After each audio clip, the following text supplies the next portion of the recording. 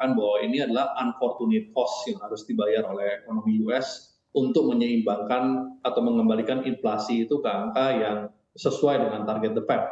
Dan part of konsekuensi ini juga terjadi karena the Fed memang melakukan kebijakan yang behind the curve. Kalau kita bicara di tahun lalu, Fed masih memiliki persepsi bahwa inflasi ini sifatnya transitory, yang ternyata keliru, dan inflasi sifatnya struktural ditambah lagi gangguan rantai pasokan akibat kebijakan zero covid policy di China dan perang yang terjadi di Rusia dan Ukraine, menyebabkan ya the Fed harus lebih agresif untuk melakukan kebijakan yang memerangi inflasi.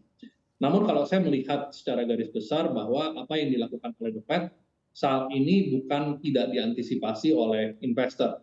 Saya pikir investor pada umumnya kalau kita melihat konsensus sudah mengantisipasi kenaikan suku bunga sebesar 75 sampai 100 basis point lagi di sisa akhir tahun 2022 ya.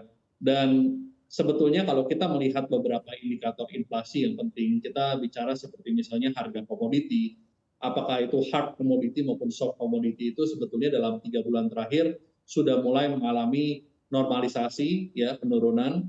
Kemudian kita juga melihat delivery time ya di beberapa negara juga sudah mulai membaik, ya artinya rantai pasokan ini perlahan-lahan sedang pulih dan ini seharusnya juga memberikan tekanan pada inflasi. Ya belum lagi kalau kita bicara dampak dari kenaikan suku bunga yang sudah dilakukan oleh the Fed di semester pertama sebesar 2,25 sampai 2,5 dan juga quantitative tightening ya. Tentunya kita melihat bahwa penurunan inflasi kalau kita bicara di figur terakhir yang dilaporkan di Amerika itu relatif masih sangat sedikit ya. Tapi kita memang melihat bahwa indikasi inflasi itu akan mencapai peak di kuartal ketiga 2022 ini.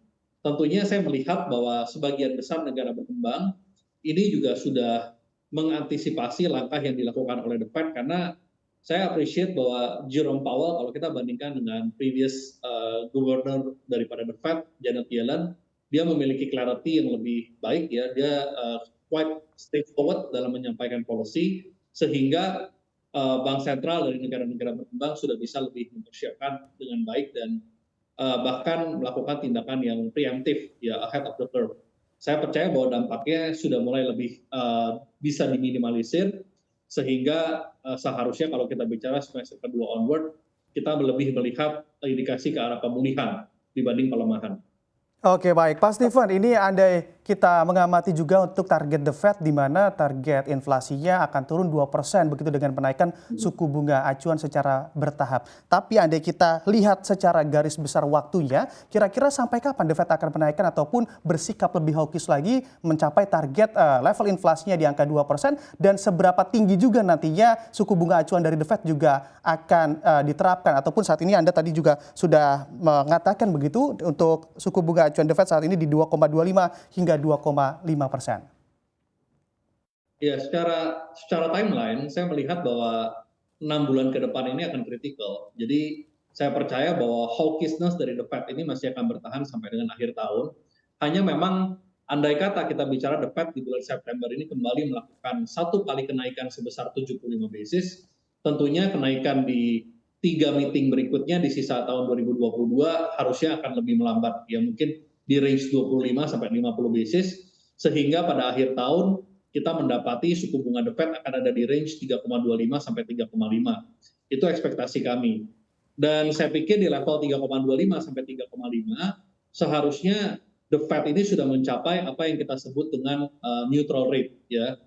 Neutral rate di mana seharusnya angka ini cukup untuk memerangi inflasi ditambah kalau kita melihat the Fed ini juga sudah mulai melakukan quantitative tightening untuk menurunkan balance sheet mereka yang nilainya 9 triliun dolar ya.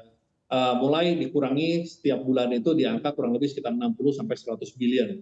Nah, seharusnya ini akan memperlemah pasar. Tadi seperti yang sudah dikatakan juga oleh Powell bahwa dengan suku bunga yang tinggi, pertumbuhan ekonomi akan melambat ya. Pasar tenaga kerja akan melambat. Ya memang kalau kita bicara kasarnya memang dibutuhkan setengah resesi atau resesi untuk bisa menurunkan inflasi yang tinggi saat ini.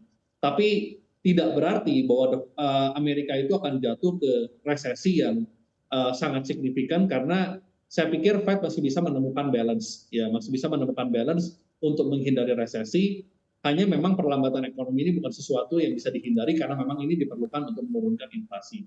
Sehingga ya saya percaya the peak atau puncak dari Fed hawkishness itu adalah di 6 bulan terakhir tahun 2022, untuk kemudian di tahun 2023 mungkin kita akan melihat masa di mana interest rate itu flat ya selama kuartal 1 2023, kemudian the Fed akan melihat apakah inflasi sudah mulai turun dan mulai melakukan pivot. Seandainya pivot dilakukan terlalu cepat pun tidak baik ya, karena bisa menimbulkan wave of inflation atau gelombang inflasi yang tentunya mengakibatkan stabilitas ekonomi lebih terganggu.